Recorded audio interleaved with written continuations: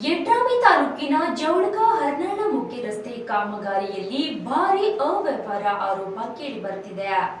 ಬರೋಬ್ಬರಿ 25 ಕೋಟಿ ರೂಪಾಯಿ ವೆಚ್ಚದ ಈ ಕಾಮಗಾರಿ ಅಕ್ಷರಶಃ ಹಳ್ಳ ಹಿಡಿದಿದ್ದು ಅಧಿಕಾರಿಗಳು ಮತ್ತು ಗುತ್ತಿಗೆದಾರರ ವಿರುದ್ಧ ಸಾರ್ವಜನಿಕರು ಆಕ್ರೋಶ ಹೊರಹಾಕುತ್ತಿದ್ದಾರೆ.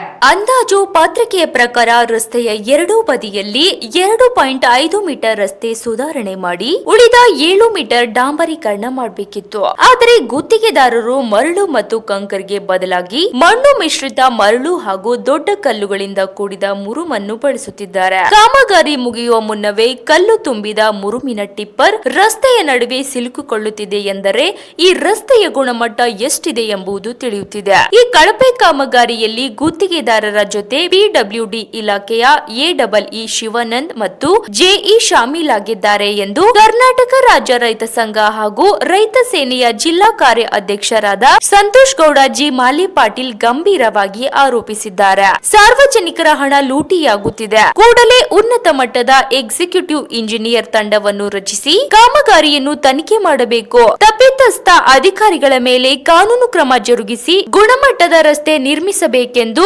ಸಂತೋಷ್ ಗೌಡ ಜಿ ಮಾಲಿ ಪಾಟೀಲ್ ರವರು ಎಚ್ಚರಿಕೆ ನೀಡಿದ್ದಾರೆ. Bureau report Mahantesh Biradar, Yadrami. ನೂತನವಾಗಿ ಡಾಂಬರೀಕರಣ ನಡೀತಾ ಇದೆ ಚೀರಳ್ಳಿ ಟು ಯಡ್ರಾಮಿ ರಸ್ತೆಯಲ್ಲಿ. ಅದರಲ್ಲಿ ಜವಳಿಗೆ ಟು ಹಾರ್ನಾಳ್ ವರೆಗೆ ಅಂದಾಜು ಮೊತ್ತ 25 ಕೋಟಿ ಇರುತ್ತದೆ. ಅದರಲ್ಲಿ ಗುತ್ತಿಗೆದಾರರ ಟಿಪ್ಪರೇ ಆ ರಸ್ತೆಯಲ್ಲಿ ಸಿಕ್ಕಾಕೊಂಡು ಬಿದ್ದಿದೆ.